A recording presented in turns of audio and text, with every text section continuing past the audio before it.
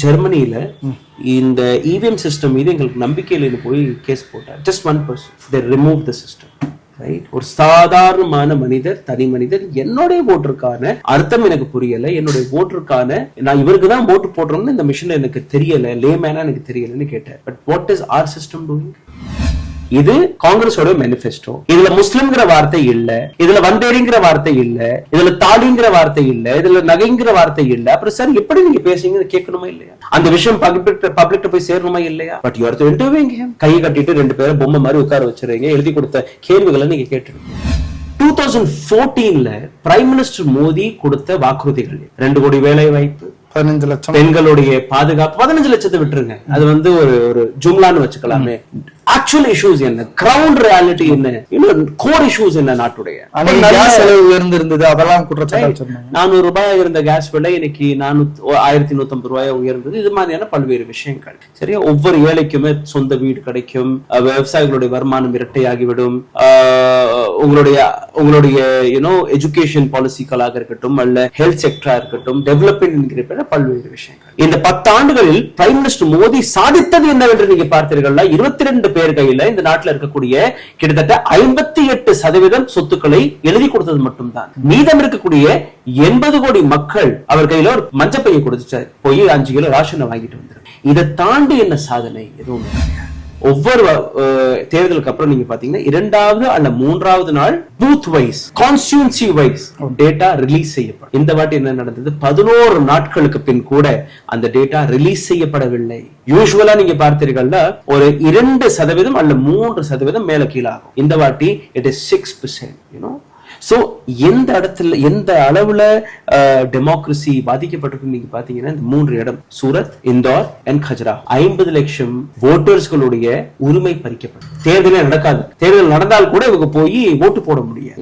So they have captured the election system itself. Right? இது 3 மட்டும் நீங்க பார்க்காதீங்க. இப்ப தேர்தல் வர வர வர வர வர வர எத்தனை இடங்கள்ல இந்த மாதிரி நடக்க போகுது நீங்க பாருங்க. It is an experiment. Candidate நின்னால் தானே உங்களுக்கு பிரச்சனை, கேண்டிடேட் இல்லைனா it is finished. So they are not capturing booth, they are capturing the candidate, and via candidate they are capturing the entire electoral process. இல்ல, தேர்தல் ஆணையம் இதெல்லாம் கட்டுப்படுத்துறதுக்கு தானே இருக்கு. தேர்தல் ஆணையம் கட்டுப்படுத்துறதுக்கு தான் இருக்கு. Okay, I agree. But who are they? Right? 3 chief election commissioner of India is Rajiv Kumar. 2 தேர்தல் ஆணையர்களை நம்ம தேர்வு செய்திருக்கிறோம், சுக்பீர் சிங் சந்து மற்றும் ஞானேஷ் குமார். 3 பேரையுமே யார் தேர்வு செய்தார் என்று நீங்க பார்த்தீர்கள்னா prime minister. Now Rajiv Chandrasekhar, he files his IT return. Between 2018 and 19, he says my taxable income is 10 crores. 2022 and 23, ஒரு 5 வருஷம் கழிச்சு நீங்க பாத்தீங்கன்னா he says my taxable income is only 6 lakhs. Where his from 10 crore, he came down to 6 lakhs. இதுக்கு நடுவுல ஒரு taxable income pay பண்ணிருக்காரு. That was only 680 rupees. அவர் சம்பாரிச்சதே 680 ரூபாய் 2021-22. He is an IT minister, right? Union minister. ஒரு சம்பளம் இருக்கும், கரெக்டா? He is also a businessman. அங்கிருந்து ஏதாச்சும் பணம் வர நஷ்டமாகவே இருந்தால் கூட 10 கோடி ரூபாயில இருந்து நீங்க 680 ரூபாய்க்கு சரிய மாட்டீங்க. 2 கேள்வி. Either the government is so bad that union minister is filing 680 rupees. Finance minister Nirmala Sitharaman says, boss, I cannot go on to the field.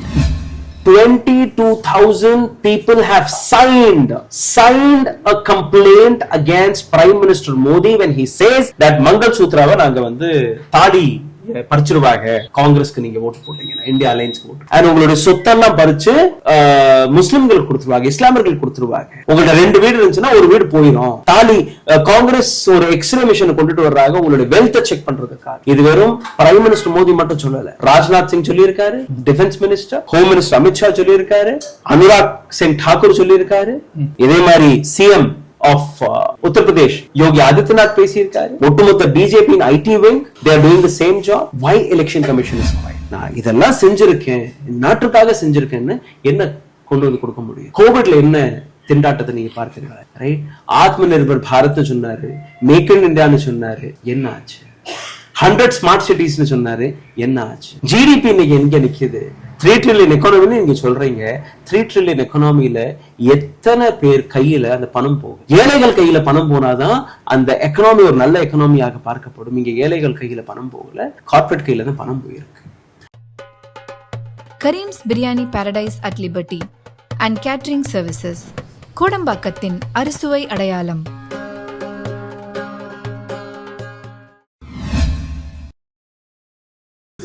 வணக்கம், நான் உங்கள் ஜெயபிரகாஷ் கருணாகரன். இன்றைய சிறப்பு நேர்காணலில் நம்மோடு இணைந்திருப்பவர் பத்திரிகையாளர் திரு ரூஸ்டர் ராகுல் அவர்கள்.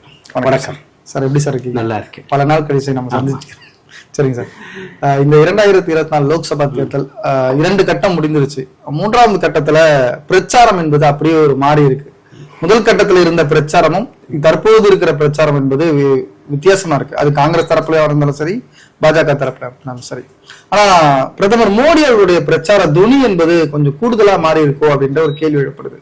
குறிப்பா ஒரு மதத்தை சார்ந்து அல்ல அந்த மதத்தின் மீது வெறுப்புணர்வை வெளிப்படுத்தும் விதமாக அவருடைய பிரச்சாரம் அணுகிட்டே இருக்கிற மாதிரி இருக்கு. தமிழ்நாட்டில் இருந்து ஒரு குரல் எழுப்பப்படும், பாஜக ஆட்சிக்கு வந்தா அவங்க கான்ஸ்டியூஷனை மாத்திடுவாங்க, கான்ஸ்டியூஷனே இல்லாம பண்ணிடுவாங்க. ஆனா இப்போ பிரதமர் மோடி அவர்கள் காங்கிரஸ் ஆட்சிக்கு வந்து விட்டால் அவங்க கான்ஸ்டியூஷன்ல கை வைப்பாங்க, இஸ்லாமியர்களுக்கு இடஒதுக்கீடு கொடுத்துருவாங்க, மத ரீதியான இடஒதுக்கீடு கிரியேட் பண்ணிடுவாங்க அப்படின்னு சொல்றாரு. அதுலயும் அடுத்த கேள்வியில 2-3 வைக்கிறேன். முதல்ல இந்த இடஒதுக்கீடை குறித்து பிரதமர் மோடி அவர்களுடைய அச்சம் சரிதானா? See, first of all, Prime Minister மோடியோடைய பிரச்சார துணி எப்பவுமே மாறல. 2019ல இருந்து நீங்க பாத்தீங்கன்னா புல்வாமாவை வச்சு பிரச்சாரம் பண்ணாரு, பஜரங் பலிங்கிற பேரை சொல்லி நீங்க ஓட்டு போடுங்கன்னு பிரச்சாரம் பண்ணாரு, இப்போ ராமர் என்கிற பேரை வச்சு பிரச்சாரம் பண்றாரு. எப்ப மாறுச்சுன்னு நீங்க பாருங்க, என்னைக்குமே மாறல. ஓகே, 2014ல பிரைம் மினிஸ்டர் மோடி கொடுத்த வாக்குறுதிகள் என்ன? 2 கோடி வேலை வாய்ப்பு, 15 லட்சம் பெண்களுடைய பாதுகாப்பு. 15 லட்சத்தை விட்டுருங்க, அது ஒரு ஜும்லான்னு வச்சுக்கலாமே. ஆக்சுவல் இஷ்யூஸ் என்ன, கிரவுண்ட் ரியாலிட்டி என்ன, இன்னும் கோர் இஷ்யூஸ் என்ன நாட்டுடைய? செலவு உயர்ந்து இருந்தது, அதெல்லாம் குற்றச்சாட்டு. 400 ரூபாய் இருந்த கேஸ் விலை இன்னைக்கு 1150 ரூபாய் உயர்ந்தது. இது மாதிரியான பல்வேறு விஷயங்கள். சரியா, ஒவ்வொரு ஏழைக்குமே சொந்த வீடு கிடைக்கும், விவசாயிகளுடைய வருமானம் இரட்டையாகிவிடும், உங்களுடைய எஜுகேஷன் பாலிசிக்களாக இருக்கட்டும் அல்ல ஹெல்த் செக்டரா இருக்கட்டும், டெவலப்மெண்ட் என்கிற பல்வேறு விஷயங்கள். இந்த 10 ஆண்டுகளில் பிரைம் மினிஸ்டர் மோடி சாதித்தது என்னவென்று நீங்க பார்த்தீர்கள்னா, 22 பேர் கையில இந்த நாட்டில் இருக்கக்கூடிய கிட்டத்தட்ட 58% சொத்துக்களை எழுதி கொடுத்தது மட்டும்தான். மீதம் இருக்கக்கூடிய 80 கோடி மக்கள் அவர் கையில ஒரு மஞ்சப்பையை கொடுத்துட்டாரு, போய் 5 கிலோ ராஷனை வாங்கிட்டு வந்துருங்க. இதை தாண்டி என்ன சாதனை எதுவுமே கிடையாது. அண்ட் எலெக்ஷன் கமிஷன் ஆஃப் இந்தியாவுடைய வேலை என்ன? இந்த நாட்டுல நேர்மையான வழியில ஒரு தேர்தல் நடக்கணும். ஒவ்வொரு 5 வருஷத்திற்கும் மக்கள் கையில அந்த அதிகாரத்தை கொடுத்து நீங்க தேர்வெடுங்க. இந்த நாட்டுடைய விதியை நீங்க பாருங்க. ஒரு காலகட்டத்துல பூத் கேப்சரிங் நடக்கும், இன்னைக்கு கேண்டிடேட் கேப்சரிங் நடக்குது. ரைட், சூரத்ல கேண்டிடேட் கேப்சர் பண்ணி இன்னைக்கு எலெக்ஷன் நடப்பதற்கு முன்பே அவர் வின்னர்னு அறிவிச்சிட்டாங்க. ஏன் நோட்டா இல்லையா? Don't you believe in nota? If you don't believe in nota, why there is a button called nota? சரியா, இதே மாதிரி இந்தோர்ல ஒரு கேண்டிடேட், காங்கிரஸ் கேண்டிடேட், சரியா, தன்னுடைய அப்ளிகேஷனை வாய்ஸ் வாங்கிட்டாரு, பிஜேபியில இணைஞ்சிட்டாரு. அதே மாதிரி கஜராஹோ இன் மத்திய பிரதேஷ், அங்கேயும் இதே வேலை தான். ரைட், அங்க இந்தியா அலையன்ஸை சார்ந்த ஒரு கட்சி தலைவர் அவர் வாபஸ் வாங்கிட்டார். 400 என்கிற இந்த நம்பர் தொடக்கத்துல பிரைம் மினிஸ்டர் மோடி கூறியிருந்தால் கூட phase 1 and phase 2 2 எலெக்ஷன் நடந்தது. 2 எலெக்ஷனுக்கான வாக்குப்பதிவுகள், அதோடைய டேட்டா நீங்க பாத்தீங்கன்னா எலெக்ஷன் கமிஷன் எவ்வளவு பாரபட்சமாக நடந்து கொண்டிருக்கிறது, எந்த அளவில் ஒன் சைடடாக நடந்து கொண்டிருக்கிறது என்கிற ஒரு இன்ஃபர்மேஷனை நேற்று நாங்க பேசியிருந்தோம். இன்னைக்கு உங்களுடைய சேனல்ல வரப்போகுது. நீங்க பாத்தீங்கன்னா ஒரு 7 மணி அறுதி எலெக்ஷன் நடக்கும், ஓட்டு போடலாம். ஒரு சில இடங்கள்ல 7 மணியும் தாண்டி ஓட்டு நடக்கும். ரைட், தூரத்துல வரப்போக முடியாத இடமெல்லாம் ஒரு 8 o'clock அந்த சென்னையில சில இடங்கள் அப்படி கொடுத்தாங்க. ஆமா, நடக்கும். ஒரு பூத் ஏஜென்ட்னு இருப்பாங்க, ஒவ்வொரு கட்சிக்கான ஏஜென்ட்கள் இருப்பாங்க, அவங்க தான் அந்த பரீட்சையெல்லாம் உங்களுக்கு எழுதி கொடுக்கறது. அந்த சோர்ஸை வச்சுதான் எத்தனை பேர் வாக்கு போட்டிருக்காங்கிற விஷயத்த எலெக்ஷன் கமிஷன் ஆஃப் இந்தியா வாங்குவாங்க. ரைட், அண்ட் தேர்தல் முடிஞ்ச உடனேயே இத்தனை பெர்சென்ட்னு சொல்லிடுவாங்க. But that is not accurate. ஒவ்வொரு தேர்தலுக்கு அப்புறம் நீங்க பாத்தீங்கன்னா 2வது அல்ல 3வது நாள் booth wise constituency wise data release செய்யப்படும். இந்த வாட்டி என்ன நடந்தது, 11 நாட்களுக்கு பின் கூட அந்த டேட்டா ரிலீஸ் செய்யப்படவில்லை. யூசுவலா நீங்க பார்த்தீர்கள்னா ஒரு 2% அல்ல 3% மேல கீழாகும். இந்த வாட்டி இட் இஸ் 6%. சோ எந்த இடத்துல எந்த அளவுல டெமோக்ரஸி பாதிக்கப்பட்டிருக்கு நீங்க பாத்தீங்கன்னா இந்த 3 இடம், சூரத், இந்தோர் அண்ட் கஜராஹோ, 50 லட்சம் ஓட்டர்ஸ்களுடைய உரிமை பறிக்கப்பட்டு தேர்தலே நடக்காது. தேர்தல் நடந்தால் கூட இவங்க போய் ஓட்டு போட முடியாது. So they have captured the election system itself. Right? இது 3 மட்டும் நீங்க பார்க்காதீங்க. இப்ப தேர்தல் வர வர வர வர வர வர எத்தனை இடங்கள்ல இந்த மாதிரி நடக்க போகுது நீங்க பாருங்க. It is an experiment. இந்த எக்ஸ்பெரிமெண்ட் முடிஞ்சதுக்கு அப்புறம் நாளைக்கு எங்க நின்னாலுமே எதிர்கட்சியில யார் நின்னாலுமே அவங்களை வந்து மிரட்டியோ பணம் கொடுத்தோ இன்னொரு காலகட்டத்துல ஹோட்டல்ஸ்கள்ல கொண்டு போய் உட்கார வச்சு ஒரு மறைமுகமாக பேரம் பேசப்படும். ஒரு அரசியல் கட்சியே வேலை கொடுத்து வாங்கி இருக்கிறது பிஜேபி. அது மகாராஷ்டிராவாக இருக்கட்டும், ரைட், அதே போன்று கர்நாடகா ஒரு ரொம்ப பெரிய எக்ஸாம்பிளாக இருந்தது. இந்த மாதிரி பல்வேறு இடங்கள். இன்னைக்கு அந்த நிலைக்கே போக வேண்டாம். ஸ்டார்டிங்ல நீங்க கேண்டிடேட் வாங்கிடுங்க. ஆமா, கேண்டிடேட்டே வாங்கிடுங்க. கேண்டிடேட் நிக்கவே விட வேண்டாம். ஓகே, கேண்டிடேட் நின்னால் தானே உங்களுக்கு பிரச்சனை. கேண்டிடேட் இல்லைனா right, it is finished. So they are not capturing booth, they are capturing the candidate, and via candidate they are capturing the entire electoral process. இல்ல, தேர்தல் ஆணையம் இதெல்லாம் கட்டுப்படுத்துறதுக்கு தானே இருக்கு. தேர்தல் ஆணையம் கட்டுப்படுத்துறதுக்கு தான் இருக்கு. Okay, I agree. But who are they? Right? 3 chief election commissioner of India is Rajiv Kumar. 2 தேர்தல் ஆணையர்களை நம்ம தேர்வு செய்திருக்கிறோம், சுக்பீர் சிங் சந்து மற்றும் ஞானேஷ் குமார். ரைட்? 3 பேரையுமே யார் தேர்வு செய்தார் என்று நீங்க பார்த்தீர்கள்னா பிரைம் மினிஸ்டர் மோடி. ஓகே, ஒரு சட்டம் கொண்டு வரப்பட்டது. அந்த சட்டத்திற்கு கீழே பிரைம் மினிஸ்டர் மோடியோட ஒரு ஓட்டு, அவர் தேர்வு செய்த யூனியன் மினிஸ்டர் அதாவது அமித்ஷா அவர்களுடைய ஓட்டு, எதிர்கட்சியில போட்டா என்ன போடலைனா என்ன, மொத்தமே 3 ஓட்டு, 3ல 2 வந்து பெரும்பான்மை. ரைட்? அண்ட் எப்படியெல்லாம் தேர்தல் ஆணையம் இன்னைக்கு வந்து மழுப்பிக் கொண்டிருக்கிறதுன்னு நீங்க பார்த்தீர்கள்னா, ஒரு 5 வருஷத்துக்கு முன்னாடி மக்கள் ஒரு 50-55% தேர்தல் ஆணையத்தின் மீது நம்பிக்கை வைத்திருந்தார்கள் 2019 தேர்தல்ல. இப்ப வெளிவந்த டேட்டா படி நீங்க பார்த்தீர்கள்னா வெறும் 28% people are trusting election commission. 72% of Indians are not trusting election commission. Right? ஒரு தேர்தல் ஆணையத்தின் மீது நம்பிக்கை இருந்தால்தான் நீங்க தேர்தலுக்கான அந்த ப்ராசஸ். அதனாலதான் நீங்க பார்த்தீர்கள்னா இந்த வாட்டி மக்கள் ஓட்டு கூட போகல. போட்டு என்ன பிரயோஜனம்ங்கற அதுல போயிட்டாங்க. Because we have lost the trust. இல்ல, இப்ப இந்த ஓட்டு போகல அப்படின்றது வந்து முன்னாடி அரசியல் கட்சிகள் மீது நம்பிக்கை இல்லாம போடாம இருந்தாங்க. இப்ப தேர்தல் ஆணையத்து அதான் சொல்றேன், 2019ல it was around 50%. இப்போ வந்து 28%. ரைட்? சோ அது ஒரு ரொம்ப பெரிய விஷயம். ரைட்? இதை தாண்டி நீங்க பாருங்க எந்த அளவுல பிஜேபி தலைவர்கள் மீது குற்றச்சாட்டுகள் எடுத்து வைக்கப்படுது. அவர்கள் மீது ஏன் தேர்தல் ஆணையம் எந்த விதமான கேள்வியும் கேட்கல. பிரைம் மினிஸ்டர் மோடி நீங்க விட்டுருங்க, மற்ற நபர்கள் நீங்க விட்டுருங்க. With proof if India alliance or Congress is going and complaining at election commission of India, they are not taking. சூரத்ல என்ன நடந்தது, சூரத்ல வந்து ஒரு காங்கிரஸ் தலைவர் தன்னுடைய நாமினேஷனை ஃபைல் செய்ய போகும்போது உங்களுடைய கையெழுத்து, அதாவது சாட்சி கையெழுத்து சரியில்லைன்னு சொன்னாங்க. 8 கையெழுத்து போடணும். சாட்சிகளே வந்து இது வந்து என்னுடைய கையெழுத்து இல்லைங்கிறாங்க. அந்த கையெழுத்து யார் போட்டதுன்னா இந்த நபருடைய சொந்தக்காரர்கள், நெருங்கிய சொந்தக்காரர்கள். அதுல 3 பேரை காணல. So he couldn't prove. சரி, இவர் தான் அப்படின்னா ஒரு ரீப்ளேஸ்மெண்ட் காங்கிரஸ் கொண்டு போய் வைக்க, டம்மி வேட்பாளர், டம்மி இல்ல ரீப்ளேஸ்மெண்ட், அவர் இன்னொருத்தர் அவருடைய வேட்புமனையும் வாங்கல. That is one. இன்னொரு இடத்துல இந்தியா அலைன்ஸ் உடைய சமாஜ்வாதி கட்சியுடைய ஒரு வேட்பாளர் கஜராவுல போய் நிற்கிறார் அகேன்ஸ்ட் பிஜேபி லீடர். உங்களுடைய மனு ரிஜெக்ட் செய்யப்படுது. யூனோ, இந்தோர்ல என்ன நடந்தது? ரைட்? இந்தோர்ல ரொம்ப வேடிக்கையான விஷயம். இந்தோர்ல நின்ன நபருடைய பேர் அக்ஷய் காந்தி பாம், காங்கிரஸ் உடைய வேட்பாளர். இங்க போய் வேட்புமனு தாக்கல் செய்யறாரு. அன்னைக்கே அவருடைய ஏதோ பழைய வழக்க எடுத்து சம்மன் போகுது அவருக்கு. ரைட், மே 10 அவருடைய சம்மனுக்கான தேதி வருது. அடுத்த நாள் நீங்க பார்த்தீர்கள்னா பிஜேபியின் ஒரு மூத்த தலைவரான கைலாஷ் விஜயவர்கியா அவருடைய செல்ஃபி எடுத்து போடுறாரு.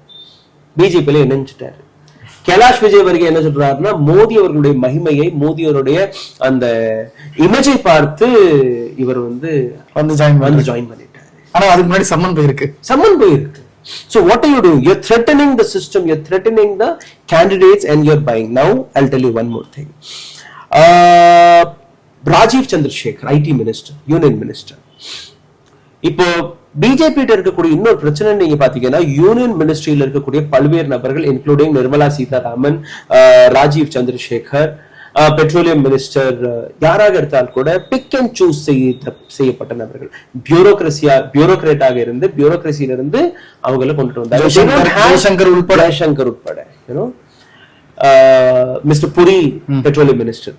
So they don't have a connection between public and the politician. என்னைக்குமே அவங்க வந்து தேர்தல் களத்துல இறங்கவே இல்லை. You got my point? Yes. மக்கள் மத்தியில களமிறங்கி ஓட்டு சேகரிக்கல, ஓட்டு கேட்கல. They just got very cream portfolios such as Union Ministry and all. Now Rajiv Chandrasekhar, he files his IT return. Between 2018 and 19, he says my taxable income is 10 crores. Right? 2022 and 23, ஒரு 5 வருஷம் கழிச்சு நீங்க பாத்தீங்கன்னா, he says my taxable income is only 6 lakhs. Oh. Right?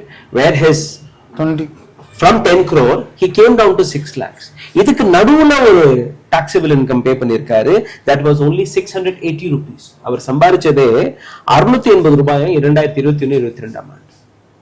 He is an IT minister. Right? Union minister. ஒரு சம்பளம் இருக்கும். கரெக்டா? He is also a businessman. அங்கிருந்து ஏதாச்சும் பணம் வர நஷ்டமாகவே இருந்தால் கூட 10 கோடி ரூபாயில இருந்து நீங்க 680 ரூபாய்க்கு சரிய மாட்டீங்க. ரைட்?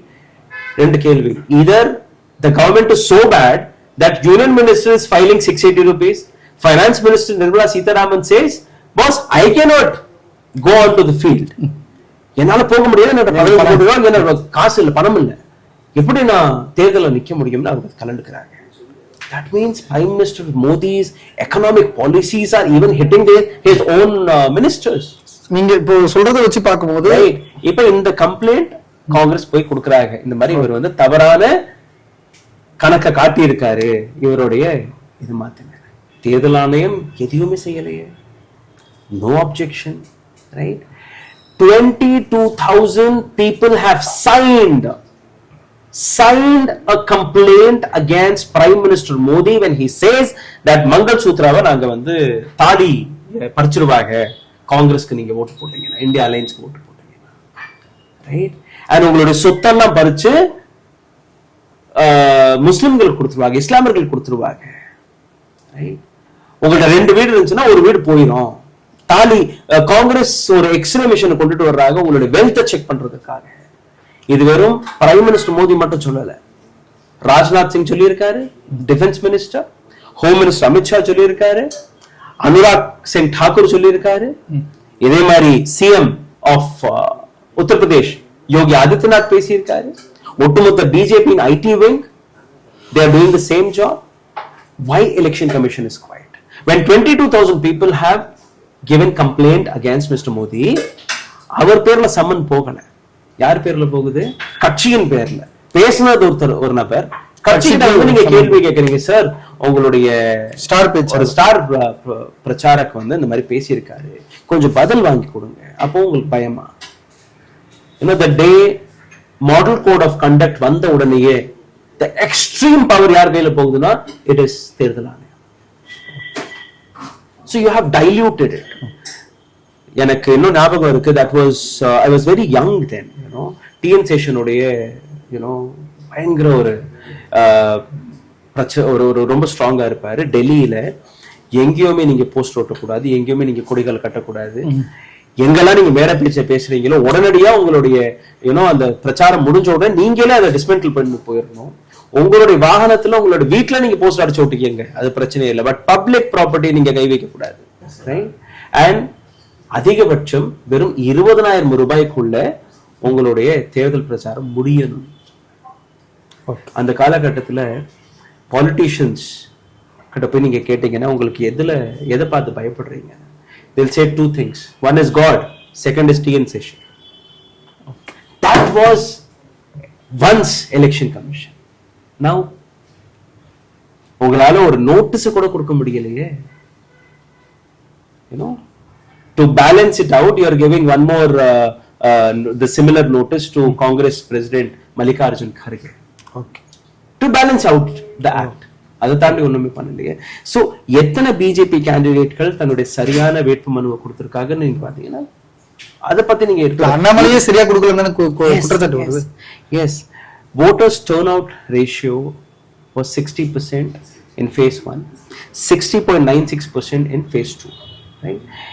6% அதிகரிச்சிருச்சு, close to 68% வந்துருச்சு. இதுக்கு முன்னாடி நீங்க பாத்தீங்கன்னா only 63. பட் இந்த டேட்டாவே இதுவரை எலெக்ஷன் கமிஷன் ஆஃப் இந்தியாவோட வெப்சைட்ல வரல. டீடைல்ட் இன்ஃபர்மேஷன் வேணுமா இல்லையா? சோ நீங்க 67% காட்டுங்க, 90% காட்டுங்க, 50% காட்டுங்க. when I don't have a booth wise data, when I don't have a constituency wise data, இந்த டேட்டா வச்சு நான் என்ன பண்றது? இதுக்கு இடையில நீங்க எதுவும் பண்ணலாமே. I don't have any calculation இல்லையா? Right? What is Supreme Court doing? When people go, when they file a case saying எங்களுக்கு வந்து EVM மீது நம்பிக்கை இல்லை, Supreme Court says no, we cannot get into election process or election system. Right? ஒரு நபர் ஜெர்மனியில இந்த EVM system மீது எங்களுக்கு நம்பிக்கை இல்லைன்னு போய் கேஸ் போட்டார். just one person. They remove the system. Okay, right? ஒரு சாதாரணமான மனிதர், தனி மனிதர், என்னுடைய ஓட்டுக்கான அர்த்தம் எனக்கு புரியல, என்னுடைய ஓட்டுக்கான நான் இவருக்கு தான் ஓட்டு போடுறோம்னு இந்த மிஷின் எனக்கு தெரியல, லேமேனா எனக்கு தெரியலன்னு கேட்டார். But what is our system doing? Okay, right? When you can 7 phases-ல நமக்கு தேர்தல் நடக்குது, 70 நாட்கள் தேர்தல் நடக்குது. 70 நாட்கள் வரை நீங்க தேர்தலை நடத்தி ஜஸ்ட் ஒரே நாள் உங்களுக்கு ரிசல்ட் கொண்டுட்டு வரணும்னு யாரு சொன்னா? I didn't ask. I will wait for a month. நீ கரெக்டா கணக்கு போட்டு சரியா கொண்டு வந்து கொடுங்க. உங்களுக்கு எலக்ட்ரானிக் voting தான் வேணும்னா கூட பரவாயில்லை, நீங்க EVM மிஷின் மற்றும் VVPAT 100% நீங்க மேட்ச் செய்ததற்கு பின்பு நீங்க கொடுங்க. I am not in hurry. Okay. Right? Nobody is in hurry. But why this thing happens? Because our electoral system is being weakened by the government. Okay. சரிங்க sir, electoral சிஸ்டத்தை week அடிச்சவங்க, electoral சிஸ்டத்தை தன்வயப்படுத்திக்கிட்டாங்க, அவங்க கையில power இருக்கு அப்படின்னு சொல்றவங்க இப்பொழுதும் percentage பேஸ்டான Otis அல்லது ஒரு கம்யூனிட்டி கொடுக்கிற வாக்கு வங்கி சதவீதத்தை கொடுக்கிற அந்த இடத்துக்கு போறாங்களா? இஸ்லாமியர்களுடைய வாக்குகளை காங்கிரஸ் வாங்கிடும், அந்த 20% வாக்கு யாருக்கும் போகக்கூடாது, இந்துக்களுடைய 80% வாக்கு வேணும் அப்படின்ற ஒரே காரணத்துக்காக தான் இஸ்லாமியர்கள் மீதான வெறுப்புணர்வை பேசுறாரா? இப்போ ஒரு கட்டத்துல தாண்டி ஜிஹாதிஸ் அப்படின்னு அழைக்க ஆரம்பிச்சிட்டார். முன்னாடி அவங்கள வெளியில இருந்து ஊடுருவி வந்தவங்க அப்படின்னு சொன்னாரு, பிள்ளைகள் அதிகமா பெற்றுக்கொண்டார்கள் அப்படின்னு சொல்றாரு. இப்போ ஒரு கட்டத்துக்கு மேல போய் ஜிஹாதிஸ் அப்படின்னு அழைக்கிறாரு. ஜிஹாதிஸ்க்கு இடஒதுக்கீடு கொடுத்துருவாங்க அப்படின்றாரு. இதை நம்ம எப்படி சார்? ஜிஹாதிஸ்னு சொல்லல, அவர் வந்து வந்தேரிகள்னு சொல்லியிருக்காரு. He didn't use word jihadi. Right? வந்தேரிகள்னு சொல்லும் போது யார் வந்தேரிகள்? இல்ல, இன்னைக்கு ஜிஹாதிஸ்ன்றத நியூஸ் பேப்பர்ஸ்லயே வருது. நான் அத படிக்கல, but I am talking about இன்னைக்கு நியூஸ்ல அதுதான் வந்திருக்கு. ஜிஹாதிஸ்னு குஜராத் நான் பார்க்கல அது. சரியா? வந்தேரிகள் that was there, you know. So வந்தேரிகள்ங்கற வார்த்தைக்கான அர்த்தமே நீங்க பாத்தீங்கன்னா ரொம்பவே விபரீதமா போயிடும். பிகாஸ் இந்தியா 75 ஆண்டுகள் பழைய நாடுதான். It is not a very old 2000-3000 year old country எல்லாம் கிடையாது. அப்ப அது இந்தியா இல்ல. அப்ப இல்ல இந்தியா. இந்தியாவுடைய அடையாளமே 1947ல வந்தது. டெமோக்ராட்டிக் ரைட் நமக்கு கிடைத்தது 1950ஆம் ஆண்டு. சரியா? அதே மாதிரி Pakistan we both are young nations, ஒரு around 75 years தான் ஆயிருக்கு. இந்த 75 ஆண்டுகளுக்கு முன்பு நீங்க பார்த்தீர்கள்ல பல்வேறு சின்ன சின்ன சின்ன நாடுகள் அப்படிதான் நம்ம பிரிஞ்சிருந்தோம். அதுக்கப்புறம் ஆங்கிலேயர்கள் வந்தார்கள், அதுக்கு முன்னாடி அக்பர் முகல்ஸ் வந்தாங்க, இதெல்லாம் நடந்தது. and we became a larger nation. சரி, இந்த 75 ஆண்டுகள்ல ரைட் வந்தேரிகள் நீங்க சொல்றீங்க இல்லையா, they are not வந்தேரிகள், they are actual citizens of this nation. They might இல்ல வந்தேரிகள் சொல்றதுக்கும் ஊடுருவலாளர்கள் சொல்றதுக்கும் வித்தியாசம் இருக்குல்ல. இல்ல இது ரெண்டுத்துக்கும் வித்தியாசம். அதே நீங்க சொல்லுங்க, இந்த நாட்டிற்காக யார் உழைக்கல? இஸ்லாமியர்கள் ரத்தம் சிந்தலையா? இந்துக்கள் மட்டும் இந்த நாட்டுக்கு ரத்தம் சிந்தினார்களா? ரைட், सारे जहां से अच्छा हिंदोस्तां हमारा, हम बुलबुले हैं इसकी ये गुलसिता हमारा. முஹம்மது இக்பால் இஸ்லாமியர், அவர் எழுதிய பாடல். This is our national song. இன்னொரு பக்கம் Rabindranath Tagore, he is not Indian, he is from Bangladesh. He wrote our Janaganamana. And where did Bangladesh gone? It was with Pakistan. Yes or no?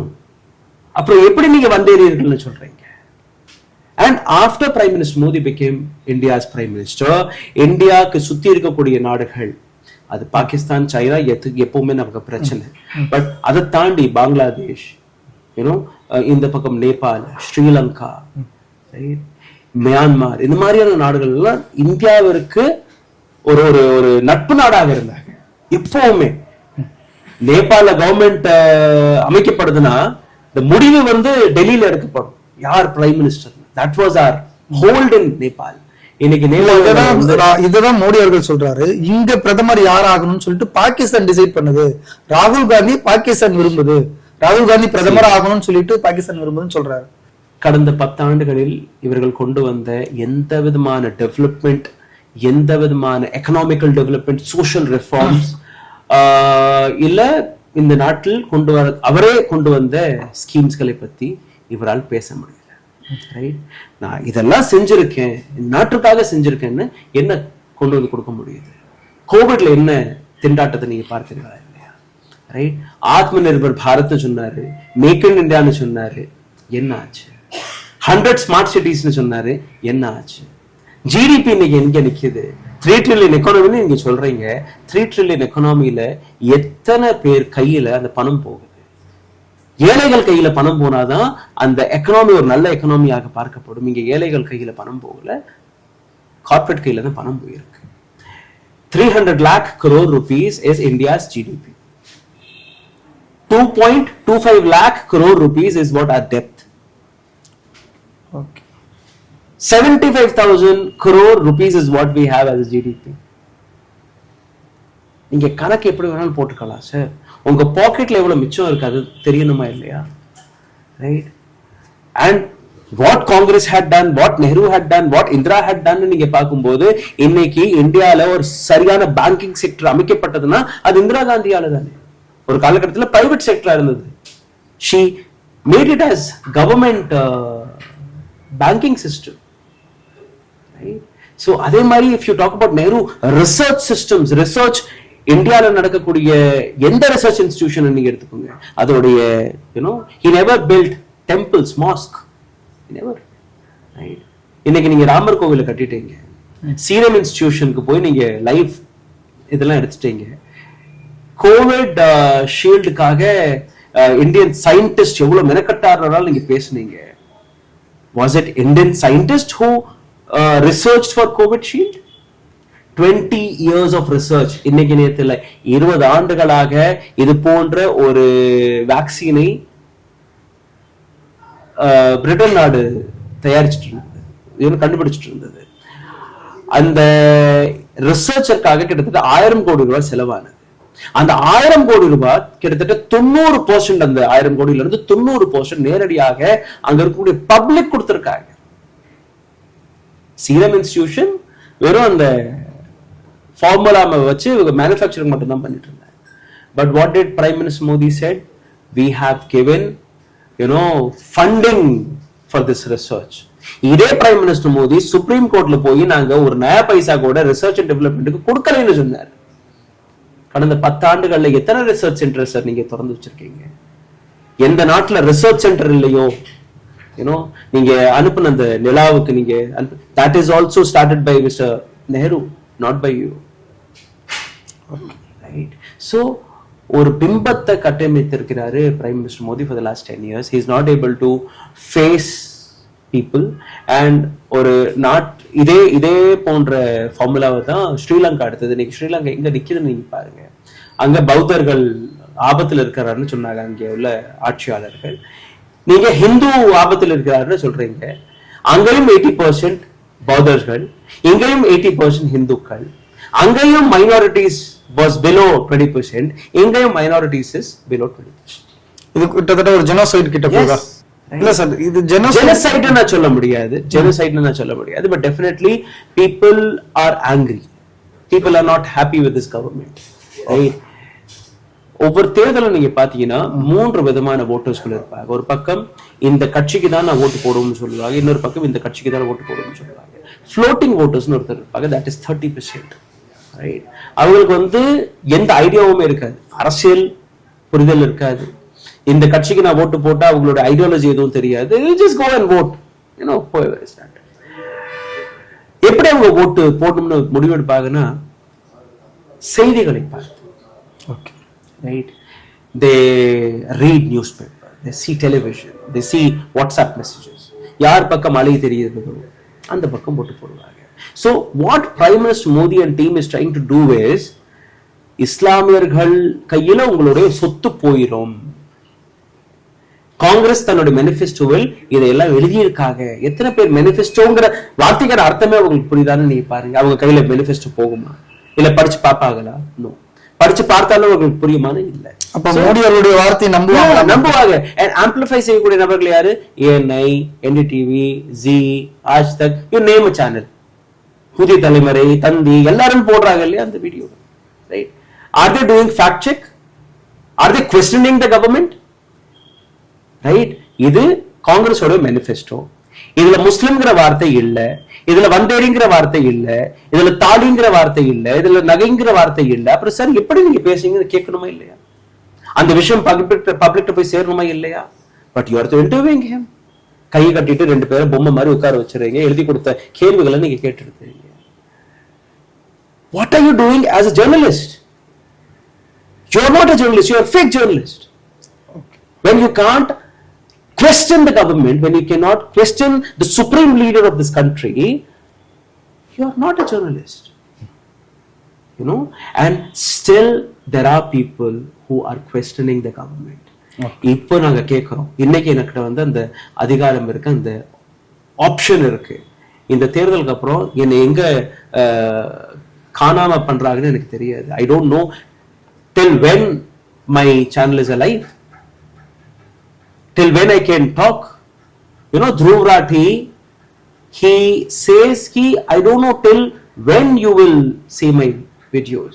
So better you switch to an app. I have started an app. Even we are working on it. Okay. Because we never know till when YouTube is going to be here. கிட்டத்தட்ட ஒரு அதிகார வரம்புகள்ல எல்லாத்தையுமே கையில வச்சிருக்காங்களோ sir? Supreme கோர்ட்ல கிட்டத்தட்ட ஒரு 4-5 பெரிய முடிவுகள் எடுக்கப்படணும். அது எலக்ட்ரல் பாண்ட் விஷயம் இருந்தது. கடைசியில அதற்கான முடிவு எடுத்துட்டு வந்தாங்க. பிரைம் மினிஸ்டர் மோடி டெய்லி ஒவ்வொரு பொய்ய பேச அந்த விஷயமே இன்னைக்கு யாருமே பேசுறது இல்லை. எதிர்கட்சிகளே பேசுறது இல்லை. எதிர்கட்சிகள் என்னன்னா, ஓகே பிரைம் மினிஸ்டர் மோடி ஒரு கள்ள தூக்கி போட்டாரா, அந்த கள்ள தூக்கி போட்டதற்கான பதில நம்ம கொடுக்கணும். இங்க இருந்து 4 கல்லு போகும். இல்ல நாங்க சுத்தவாளி, நாங்க இதெல்லாம் பண்ணல. Correct. So Prime Minister Modi's idea is to keep opposition busy. நீங்க சொல்றபடி காங்கிரஸ் பதில் கொடுக்கதானே செய்யணும். இப்போ அவதூறுக்கு தவறா போயிடாத மக்கள் எலெக்ஷன் இல்ல சார். இன்னைக்கு தாலிங்கிற விஷயத்தை எடுத்து வச்சுக்கோங்க. தீய சக்திக்கு எதிராக நான் எதிரில் நிக்கிறேன்னு சொல்றாரு. அடுத்தபடியாவே அங்க இருந்து ஒரு இது வருது, இல்ல இவர் ஹிந்து கடவுள் பெண்களுக்கு எதிரான சக்தியை பத்தி பேசுறாரு.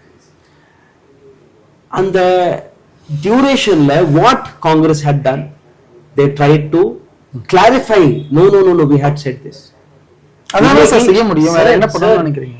இன்னைக்கு கிரவுண்ட்ல இறங்கி உங்களுடைய பிரச்சனைகளை பத்தி பேசுவதை தாண்டி தன்னை சுத்தவாளியாக காட்டக்கூடிய வேலையை தான் இன்னைக்கு எதிர்க்கட்சிகள் செய்கிறது. வேலைவாய்ப்பை பத்தி ஒரு டேட்டா வெளியில வரணும், விலைவாசியை பத்தி அவங்க பேசணும், ரைட்? இந்த நாட்டுல நடந்த டெவலப்மெண்ட்களை பத்தி பேசணும், ஊழல்களை பத்தி பேசணும், ரைட்? இது எல்லாம் தானே அவங்களுடைய வேலை.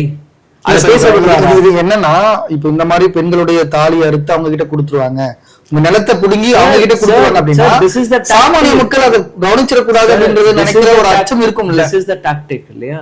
இப்ப உங்களை வந்து நான் சுத்தி விட்டுறேன், டைவர்ட் பண்ணி விட்டுறேன், உங்களே விட்டுறேன். தட் மீன்ஸ் எதிர்கட்சி எந்த விஷயங்கள் எடுத்திருக்க வேண்டுமோ அவர்கள் அதை எடுக்கவே முடியல. விலைவாசியை பத்தி பேசவே முடியல, வேலைவாய்ப்பை பத்தி பேசவே முடியல. எதை பத்தி பேசுறாங்க? தாலியை பத்தி பேசிட்டு இருக்காங்க. He is also talking that, இவரும் அதுதான் பேசுறாங்க. சோ விஷயம் டைலூட் ஆயிருச்சா இல்லையா? எலக்ட்ரோரல் பாண்ட் இந்த நாட்டில் நடந்த ஒரு மிக பெரிய ஊழல். அதை பத்தி பேசுனீங்களா, பாத்தீங்களா, கேட்டீங்களா? காங்கிரஸ் அது பார்க்க முடியலையே இன்னைக்கு. இல்ல சார், இப்ப என்னன்னா உதாரணத்துக்கு வாரிசு உரிமை சட்டத்தை வந்து ராஜீவ் காந்தி எடுத்துட்டாரு அப்படின்னு ஒரு குற்றச்சாட்டு வைக்கிறாங்க. அப்ப அதுக்கு பிரியங்கா காந்தி என்ன சொல்றாங்கன்னா, எங்க அப்பாவுடைய வாரிசுன்றது இந்திரா காந்தி கிட்ட இருந்து வாங்கின அந்த படுகொலை தான் அப்படின்றத அந்த இடத்துக்கு போறாரு. Gowda family, right? கர்நாடகாவில் வாரிஸ் அரசியல் செய்யக்கூடிய HD தேவகவுடா ஃபேமிலி, கரெக்டா? HD Deve Gowda was the ex-Prime Minister of India. Kumaraswamy was Chief Minister. HD Ravenna, his brother, Minister in this thing. Prajwal Ravenna in the 3000 MP. MP. அவருடைய தம்பி his MLC, Dr. Surya Ravenna. Bhavani, his mother, she is Panchayat Board member, right? So ஒட்டுமொத்த குடும்பமே அரசியல் தானே இருக்கு. நீங்க என்ன சொல்றீங்க? கடந்த 10 வருஷமா நாங்க வந்து குடும்ப அரசியலுக்கு எதிர்க்கிறோம், குடும்ப அரசியல் இருக்கக்கூடாது. கர்நாடகால போய் ஒரு குடும்ப அரசியல் செய்யக்கூடிய JDS என்கிற கட்சியுடன் நீங்க கை கோர்க்கிறீங்களா இல்லையா? ரைட்? கர்நாடகாவில் ஒரு குடும்ப அரசியல் செய்யக்கூடிய கட்சியுடன் நீங்க கை கோர்க்கும் போது அப்ப எப்படி sir DMK is not good or Congress is not good or Samajwadi party is not good? குடும்ப அரசியல் எங்கேயுமே இருக்கு, எல்லா இடத்திலுமே இருக்கு. ஈவன் உங்களுடைய கட்சியை நீங்க அலசி பார்த்தீர்கள்னாலே உங்களுக்கு புரிய வரும். பிரிஜ்பூஷன் சரண் சிங், ரைட்? விமன் மாலஸ்டேஷன் செய்த ஒரு குற்றவாளி, அவருக்கு எதிராக பெண்கள் உட்கார்ந்து இருந்தாங்க, அதுவும் ரெஸ்லர்ஸ், ஒலிம்பிக் வீராங்கனைகள், ரைட்? அவருக்கு நீங்க சீட் கொடுக்கலன்னு சொல்லிட்டீங்க. I respect that. But யாருக்கு கொடுத்திருக்கீங்க அந்த இடத்துல? பையனுக்கு கொடுத்தாச்சு. Is this not வாரஸ் அரசியல்? Can he answer? Prime Minister Modi had fooled Indian for the last 10 years in the name of family politics. ஏமாற்றி இருக்காரு, இன்னைக்கு ஏமாற்றி தான் இருக்கிறாரு. சரியா? So how can you say that I am against family politics? You are not against family politics. You are even further நீங்க வந்து the infuse செஞ்சிட்டு இருக்கீங்க. He cannot, he is not, you know, அவரால் அந்த வார்த்தையை பேச முடியாது, அவர் பேசவும் கூடாது, because அவர் போய் பேசிட்டு இருக்காரு. He is a liar, he is a big time liar. ஒவ்வொரு நாளும் மேடையில் ஏறின உடனே பொய் அந்த பொய்க்கான பதில எங்கள் போன்ற யூனோ பத்திரிகையாளர்கள் கொடுத்துட்டு இருக்கோம், எதிர்கட்சிகள் கொடுத்துட்டு இருக்காங்க. பட் இந்தியா காங்கிரஸ் கொடுக்கலன்ற, காங்கிரஸும் கொடுக்குறாங்க. எந்த விஷயத்தை பத்தி நம்ம பேசி இருக்கணுமோ அந்த விஷயத்தை பத்தி நம்ம பேச முடியல. Democracy is dyeing. 50 லட்சம் voters-கள் தன்னுடைய ஓட்டுரிமை இழந்துட்டாங்க. எவ்வளவு பெரிய விஷயம் தெரியுமா? 50 lakh voters, they cannot vote. எப்படி அமைதியா இருக்க சொல்றீங்க நீங்க? இதெல்லாம் கண்டுக்காம தான் காங்கிரஸ் இருக்கா? இல்லனா இதுல இருந்து டைவர்ட் ஆயிடுக்குனாலும் எங்க போய் நீங்க கம்ப்ளைண்ட் பண்ணுவீங்க? கம்ப்ளைண்ட் தான் பண்றாங்க இல்லையா? ரெஸ்ட் ஆஃப் டைம் தான். நீங்க எங்க போய் கம்ப்ளைண்ட் பண்றீங்க? போலீஸ்காரரை பத்தி அவர்கிட்ட போய் நீங்க கம்ப்ளைண்ட் பண்ணும்போது போலீஸ்காரர் தனக்கு தண்டனை வாங்கி கொடுப்பாரா இல்ல தன்னை காப்பாத்திப்பாரா? Right? System itself have become weakened. எந்த சிஸ்டம் ரொம்ப ஸ்ட்ராங்கா இருந்திருக்கணுமோ அந்த சிஸ்டம் அழிஞ்சு போச்சு. அந்த சிஸ்டத்துக்குள்ள வந்து அது வந்து ஒரு ஹாலோ, ஒரு டின் டபரா இருக்கும் இல்லையா? நீங்க டப்பு டப்புன்னு அடிச்சீங்கன்னா அது ரொம்ப பயங்கரமா சவுண்டு போடும். சவுண்டு மட்டும் தான் போடுமே ஒழிய உள்ள ஒண்ணுமே இருக்காது, ஹாலோவா இருக்கும். அதுதான் இந்த அரசாங்கம். இட்ஸ் அ டின் டபரா அரசாங்கம். It can only shout, it can only scream, it cannot function. Okay. Tin டபராவுக்கான வேல்யூ ஒரு காயலாங்கடைக்கான வேல்யூ மட்டும்தான், ரைட்? பட் அதோட ஓசை வந்து ரொம்ப பயங்கரமா இருக்கும். That is what Modi and that is what this government is. Sir, Thank you so much. இது ரொம்ப பெரிய ஒரு விளக்கம். இது ஆக்சுவலா ஒரு பெரிய டிஸ்கஷன். இன்னைக்கு காங்கிரஸ் என்ன வேலை செய்யணுமோ அதை தவிர்த்துட்டு அவங்க டைவர்ட் ஆயிட்டு வேற ஒரு விஷயத்துல போயிருக்காங்க அப்படின்றது இது ஒரு புதிய பார்வை தானே. இது கண்டிப்பா இந்த இடத்த காங்கிரஸ் கவனிக்க வேண்டியது இருக்கு மற்றும் எதிர்கட்சிகளும் பார்க்க வேண்டியது இருக்கு. ரொம்ப நன்றி சார், மிக தெளிவான கருத்துக்களை எடுத்துரைத்தீங்க. உங்க கருத்துக்கும் உங்க நேரத்துக்கும் நன்றி. ஊடகம் கார்ப்பரேட் அரசியல்வாதிகளின் கைப்பாவையாக அடிமைகளாக இருந்தது போதும், இனி சாட்டை எடுத்து சுழற்றும் நேரம் வந்துவிட்டது. ஊடகம் பொதுமக்களாகிய உங்களுக்காக உங்களாலேயே இயக்கப்பட வேண்டும். ஊடக சுதந்திரத்திற்காக உங்களின் பங்களிப்பை இன்றே அளித்திடுங்கள்.